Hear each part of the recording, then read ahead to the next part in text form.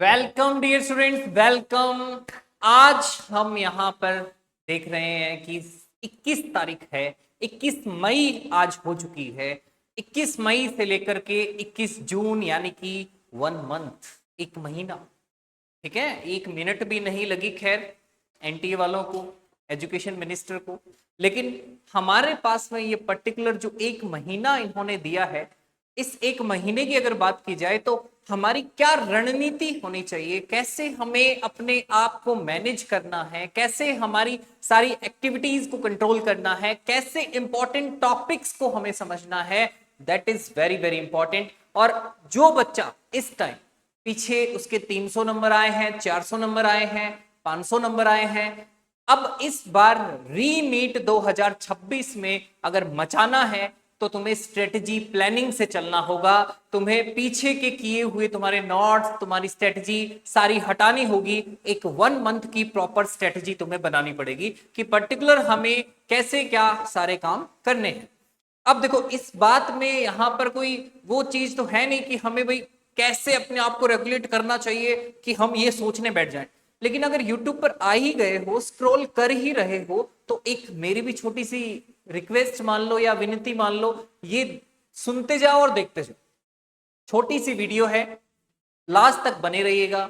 हम यहाँ पर बात करने वाले हैं नीट के लिए, जो कि रीनीट बन चुका है और अभी हमारे पास एक महीना केवल बचा है। कैसे हमें अपने आप को रेडी करना है, क्या चीजें होनी चाहिए, क्या हमारे लिए इंपॉर्टेंट है, कैसे क्या चीज है, वो सारी बातें आज हम करने वाले हैं।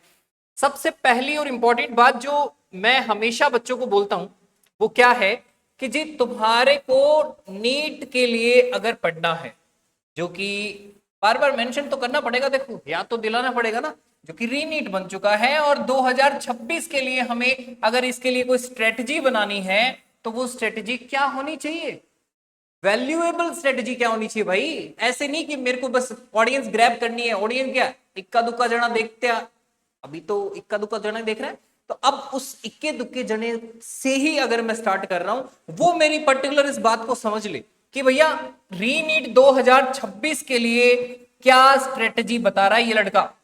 कुछ तो बता ही रहा है, अब इतना तामझाम किया तुम्हारे लिए तो कुछ तो लेके आया ही हूं।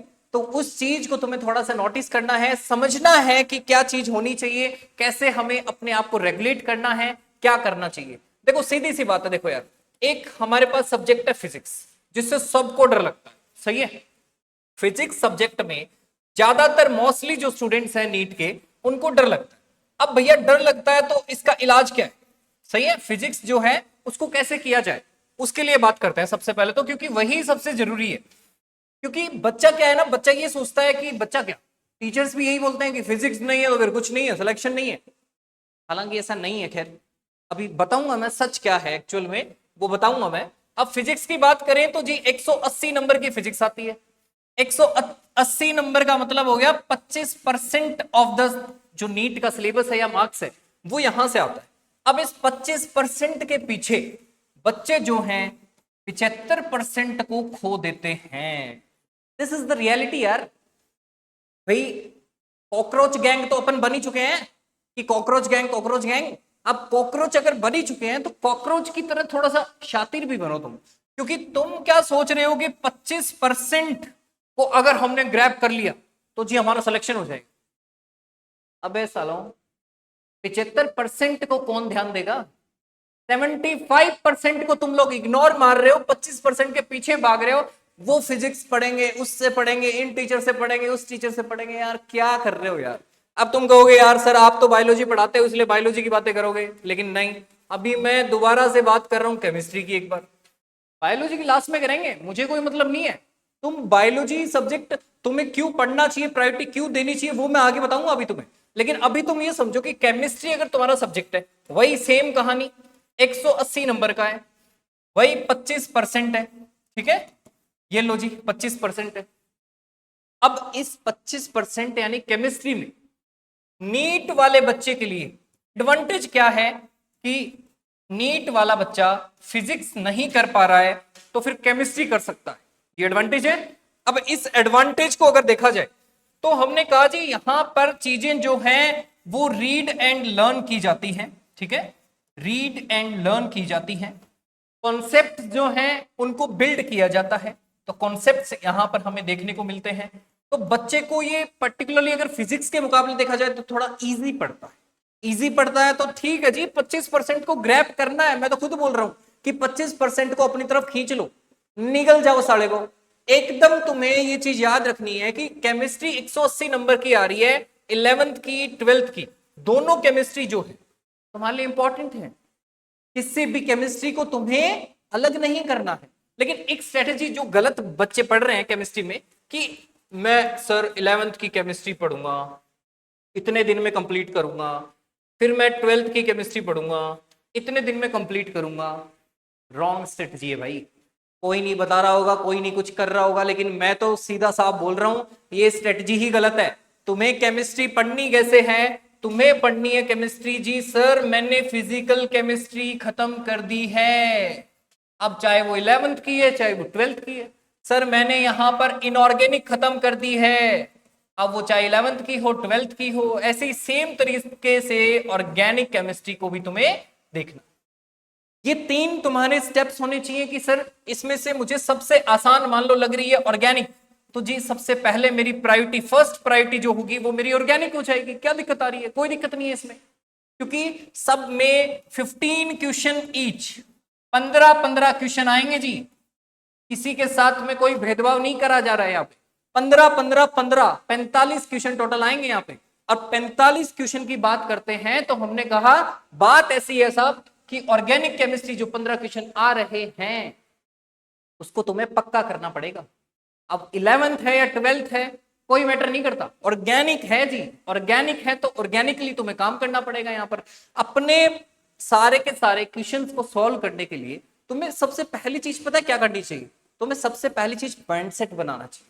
माइंडसेट क्या बनाना चाहिए कि मैं इतने टाइम में, इतने दिन में इतना सिलेबस कंप्लीट कर दूंगा। और उसके बाद जस्ट बाद क्या करना है? Revision and notes. तो तुम्हारी फर्स्ट स्ट्रेटजी क्या है? सिलेबस, जो कि तुम ऑब्वियस सी बात है कि कर चुके हो। जो सीरियस नीट एस्पिरेंट्स हैं वो सारे सिलेबस कंप्लीट कर चुके हैं, ठीक है। अब इसके बाद हमारा क्या है स्टेप? तो हमने बोला सिलेबस कंप्लीट होते ही उस सिलेबस का हमें रिवीजन करना है। और यही टाइम है दोस्तों रिवीजन करने का, 1 महीना केवल रिवीजन ही करना है। जो नया सिलेबस पहली बार सिलेबस पढ़ रहा है उसके लिए री नीट नहीं है, सीधी सी बात है। रिवीजन करना पड़ेगा, रिवीजन करके प्रैक्टिस टेस्ट देने पड़ेंगे और टेस्ट का एनालिसिस करना पड़ेगा। सबसे इंपॉर्टेंट है एनालिसिस करना। यहां पर ये इंपॉर्टेंट नहीं है कि तुम टेस्ट दे दिए बात खत्म हो गई। एनालिसिस करो भाई कि मैंने ऑर्गेनिक का टेस्ट दिया, इतने मार्क्स बने, इतने नहीं बने, ये चीज हुई, ये चीज नहीं हुई। वो सारा एनालिसिस करके उसके बाद में ओके रिपोर्ट करो लास्ट में फाइनल करके कि जी मैंने ये काम आज कंप्लीट कर लिया है और आज मेरा ये काम हुआ। देन इसके बाद अगर बात करते हैं, देखो अब फाइनल अगर मैं बात करूंगा तो भैया अब आ चुका है प्यारा सा सब्जेक्ट बायोलॉजी। प्यारे से मेंटोर के साथ, टीचर नहीं मेंटोर के साथ। अब मेंटोर का मतलब क्या पता है? मेंटोर का मतलब ये है कि गाइडेंस मिले। मैं सीधी सी एक बात बताना चाह रहा हूं कि भाई अब अगर हमें यहां पर 600 प्लस नंबर लाने हैं, जैसा कि तुम थंबनेल में देख रहे थे, 600 प्लस नंबर लाने के लिए तुम्हारी क्या स्ट्रेटजी होनी चाहिए जी? बायोलॉजी जो है 50% of the syllabus complete cover करता है ये नीट के लिए। 50% मतलब 360 नंबर जो हैं वो केवल और केवल बायोलॉजी के हैं। अब तुम खुद बता दो नीट 2026 में तुम्हारे कितने नंबर बन रहे थे? 200, 250, 350, 300, 350, 350 से ऊपर तुम गए ही नहीं। रीजन ये है भाई साहब क्योंकि तुमने बायोलॉजी को ले लिया जी हल्के में, और हल्के में लेने से हल्के ही नंबर आएंगे। क्योंकि तुमने क्या सोचा कि बायोलॉजी तो क्या ही है, फिजिक्स पढ़ते हैं, क्योंकि फिजिक्स से डुबाएगी, मेरा सिलेक्शन रोक देगी। ये हवा बना रखा है बड़ी बड़ी इंडस्ट्रीज ने, इसीलिए तो तुम सोच रहे हो कि जी ये जो बता रहे हैं वही है जी, वो सच है, और उसी को तुम लोग फॉलो करे जा रहे हो। ये इतने सालों से पढ़ा रहे हैं, इतना यहां पर टाइम लगा रहे हैं, बच्चों को जोड़ रहे हैं, लाखों बच्चे इनके पास में पढ़ रहे हैं, इनको इतना भी आज तक नॉलेज नहीं हुआ कि भाई साहब सबसे पहले सब्जेक्ट प्रायोरिटी सेट करनी चाहिए बच्चे की।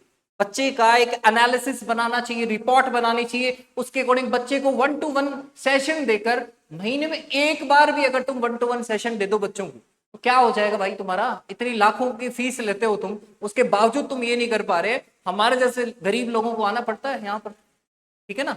अब मदद कर रहा हूं तो समझ भी लेना कि कैसे करना चाह रहा हूं, क्या करना चाह रहा हूं, ध्यान से सुनो। 360 नंबर है जी 11th और 12th दोनों के मिला के सिलेबस को 360 नंबर का पेपर आ रहा है। 360 का आ रहा है तो केवल अभी जो टाइम बचा है हमारे पास में, उसमें केवल और केवल तुम्हें क्या करना है, एनसीईआरटी पढ़नी है। एनसीईआरटी के अलावा अगर तुम कुछ भी पढ़ते हो तो बकवास है, एकदम फद्दू चीज है। मैं तो कह रहा हूं कचरा कर रहे हो तुम लोग, टाइम वेस्ट कर रहे हो टोटली। और टाइम वेस्ट कर रहे हो इसका मतलब पता है क्या है? इसका मतलब यह है कि तुम्हारा सिलेक्शन नहीं होगा। अब भी सुन ले, नहीं होगा। कैसे होगा? इधर एनसीईआरटी को अगर तू पढ़ता है तो एनसीईआरटी पढ़ने से क्या होगा, 360 नंबर आएंगे। कैसे आएंगे सर 360? 5-7 क्वेश्चन तो एनसीईआरटी से बाहर आते हैं। अच्छा, 5-7 क्वेश्चन जो बाहर आते हैं उनकी बात ही मत करना, वो तो फिर सबके लिए बाहर से आएंगे। लेकिन तू एनसीईआरटी को फोकस नहीं करेगा तो 360 में से तेरे 100 नंबर भी नहीं आएंगे भाई। क्योंकि बायोलॉजी लग आसान रही है, लेकिन जब एमसीक्यू की फॉर्मेट में आता है ना, जब टिक करना पड़ता है सोच के कि कौन सा ऑप्शन होना चाहिए सही, तब गड़बड़ हो जाती है। फैल जाते हैं लोग, बड़े बड़े लोग फैल जाते हैं, और बड़े बड़े लोगों के 720 भी आते हैं। अब कैसे आते हैं वो मेरे से डिस्कस मत करो तुम अभी, ठीक है। लेकिन सच में भी आते हैं, देखो ऐसा नहीं है हर बार ऐसा हो, सच में भी आते हैं। तो तुम भी थोड़ा सीख लो, पढ़ लो, उनकी स्ट्रेटजी को समझो। 360 नंबर पहले क्लियर कर लो।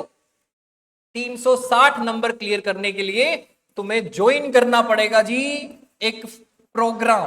किसका प्रोग्राम? तो हमने कहा जी मेंटोरशिप प्रोग्राम है। और ये जो मेंटोरशिप प्रोग्राम है, इस मेंटोरशिप प्रोग्राम में मैं क्या करना चाह रहा हूं यहां पर, तो जी मैं केवल और केवल बायोलॉजी जो है उसको 360 डिग्री पर लेकर चल रहा हूं। यानी कि एवरी डिग्री हमारे लिए इंपॉर्टेंट है। किस एंगल से हम बायोलॉजी को देख रहे हैं, एक एक एंगल हमारे लिए इंपॉर्टेंट है। तभी तो 360 नंबर आएंगे। एक एक माइनस वाले को प्लस करते जाओगे तभी तो 360 बनेंगे, वरना तो वो एक एक माइनस ही होता जाएगा। अब तुमने सही करने के क्वेश्चन तो देख लिए कि जी मेरे 50 सही हुए, गलत कितने हुए भाई? नेगेटिव मार्किंग वो कौन देखेगा? यहाँ पे नेगेटिव मार्किंग देखनी जरूरी है। तो ये तुम प्रोग्राम ज्वाइन कर लेना, सारी डिटेल्स वगैरह तुम्हें बता देंगे, ठीक है। और प्रॉपर अगर स्ट्रेटजी फॉलो करता है तो सीधी सी बात है, सबसे पहले एक चैप्टर को मान लो कि चैप्टर 1 मैंने ले लिया 11th क्लास का। इस चैप्टर 1 को मैंने किया क्या? प्रिपेयर। इसको मैंने प्रिपेयर कर लिया। अब प्रिपेयर करने के बाद में मैंने क्या किया, इसके नोट्स जो हैं उसकी मैंने रिवीजन कर ली। और रिवीजन करते ही मैंने क्या करा इसका, तो मैंने कहा जी रिवीजन होते ही अब मैंने ये बोला कि भाई साहब रिवीजन जब हो जाए एनसीईआरटी जरूर पढ़नी है, चाहे कुछ भी हो, तुम्हें कितना याद हो, तुम कितने बड़े धुरंधर हो, चाहे ठीक है धुरंधर 2 हो जाए, कोई दिक्कत नहीं है। यहां पे हमें क्या करना पड़ेगा, एनसीईआरटी पढ़नी ही पड़ेगी किसी भी हालत में। अब एनसीईआरटी की तुमने रीडिंग कर ली है। अब एनसीईआरटी की रीडिंग करने के पश्चात अब क्या करना है तुम्हें, तो जी इस चैप्टर 1 के लिए कम से कम भी एनसीईआरटी से रिलेटेड और बाहर से रिलेटेड नॉर्मल सी कोई भी बुक, जैसे एमटीजी, वो तुम प्रेफर कर लो। वरना हमारे पास आए हो तो हमारा टेलीग्राम चैनल ज्वाइन कर लेना, राम सर बायोलॉजी के नाम से है, वहां पे तुम्हें भरपूर मात्रा में क्वेश्चंस मिल जाएंगे, वो सोल्व कर लो।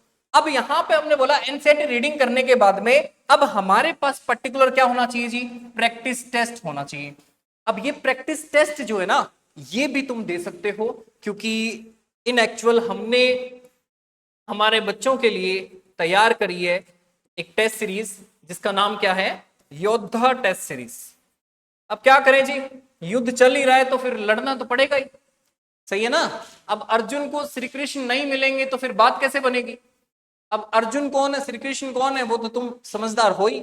यहां पे योद्धा टेस्ट सीरीज है हमारी, पर्टिकुलरली चालू हो गई है आज 21 मई से, और चलेगी कब तक, तो हमने कहा 19 जून तक चलेगी।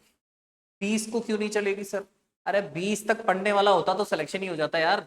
तो हमने कहा जी अभी हमें करना क्या है, यहां पर 1 महीना यूटिलाइज करना है नोट्स रिवाइज करने हैं, एनसीईआरटी पढ़नी है और टेस्ट देने हैं, बस इतना ही करना है। इसके अलावा अगर तूने किसी के लेक्चर देखे, तूने किसी से और से देखने की पढ़ने की कोशिश करी, या फिर कुछ जो भी पुराना डाटा है, पुराने नोट्स है उनको खदेला, तो फिर गड़बड़ हो जाएगी। इतना टाइम ही नहीं है भाई साहब।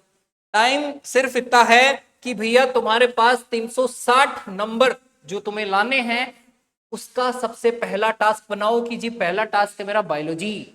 अब इसके बाद में अगर तू क्या करता है, 180 केमिस्ट्री में लाता है, तो भाई केमिस्ट्री में 180 आने से क्या होगा, तो जी केमिस्ट्री में 180 आने से ये होगा कि भाई साहब आप पहुंच चुके हैं 540 नंबर पर। अरे यार तुम स्ट्रेटजी को समझो यार। पेपर को तुम्हें जब किसी पेपर को क्रैक करना है, उस पेपर का अंदर का पूरा एनालिसिस करना पड़ेगा कि इन एक्चुअली ये पेपर क्रैक होगा कैसे, क्योंकि हमें तो क्रैक ही तो करना है यार। टॉपर होते जब तो बात ही क्या थी, फिर टॉपर नहीं है तो फिर बात ये है कि जी नीट एग्जामिनेशन को क्रैक करना है। अब क्रैक करना है इसका मतलब क्या हो गया कि क्रैक करने वाले बच्चे जो हैं वो 550 प्लस वाले बच्चे हैं, जिसके भी 550 प्लस आएंगे वो क्रैक कर चुका है। मतलब अब 550 प्लस लाने के लिए 540 तो 2 सब्जेक्ट से हो गए यार। यानी कि मैं जो इतने सालों से ऑफलाइन प्रोग्राम चला रहा हूं बायोकेम एट 540, तो वो प्रोग्राम जो है, हालांकि क्योंकि गरीब आदमी हूं ऑफलाइन चलाता हूं इसलिए लोगों की नजरों में नहीं है, लेकिन अब कोशिश करेंगे बच्चों तक पहुंचने की, बच्चों तक चीजें पहुंचाने की भी कोशिश करेंगे। बायोकेम एट 540 चलाता हूं जिसमें केवल बायो एंड केमिस्ट्री के डे वाइज तुम्हें यहां पर टास्क मिलते हैं, और उन टास्क को कंप्लीट करके तुम लोग क्या करते हो, माइनर और मेजर टेस्ट देते हो। उससे तुम्हारी प्रिपरेशन होती है 540 नंबर के लिए।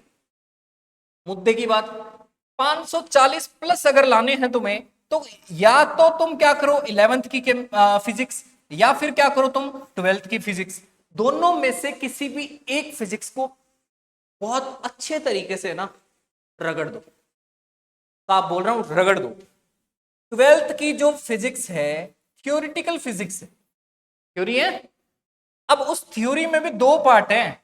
एक शुरुआत वाली बुक जो है हमारी थोड़ी कॉम्प्लेक्स है, और बाद वाली बुक हमारी थोड़ी सिंपल है, ठीक है, बट याद ज्यादा रखना पड़ेगा, ठीक है, वो तो एक चीज तो होगी। अब हमें क्या करना है, बाद वाली बुक को पूरी को रगड़ दो, घोल के पी जाओ भाई साहब, छोड़ो ही मत ना यार। उधर से तुम क्या करो, 11th क्लास से क्या करो, तुम वेक्टर, बेसिक फिजिक्स और काइनेमेटिक्स, ये 3 टॉपिक रगड़ दो। इधर से आ जाओ ग्रेविटेशन रगड़ दो, इधर आ जाओ सॉलिड और फ्लूइड, और इधर से केटीजी, ये 3 रगड़ दो।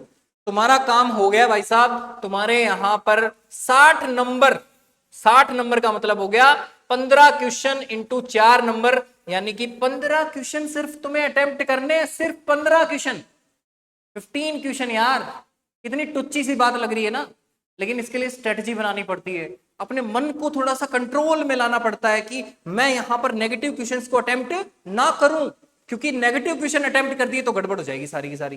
तो ये चीजें तुम्हें समझनी पड़ेंगी यहां पर। और इसी के साथ मैं सिर्फ और सिर्फ ये बात कहना चाहूंगा कि भैया मैं लाइव आके क्वेश्चन करवा सकता हूं तुम्हें, ठीक है, थोड़ा सा प्यार देना पड़ेगा, ठीक है। और प्यार कैसे देना पड़ेगा कि स्ट्रेटजी तुम्हें समझनी पड़ेगी, सारी बातें तुम्हें समझनी पड़ेगी, और पर्टिकुलरली उसको थोड़ा सा तुम्हें फॉलो अप करना पड़ेगा। अब फॉलो अप कर लोगे तो निहाल हो जाओगे, ठीक है, मेरा भी काम हो जाएगा कि मैंने तुम्हारे तक इंफॉर्मेशन पहुंचा दी है। तो थैंक यू सो मच, मिलते हैं नेक्स्ट वीडियो में बहुत ही बेहतरीन स्ट्रेटजी के साथ में। मैं बताऊंगा तुम्हें टास्क वाइज कैसे कंप्लीट करना है अपने सिलेबस को, अपने सब्जेक्ट को। All the best for re NEET 2026।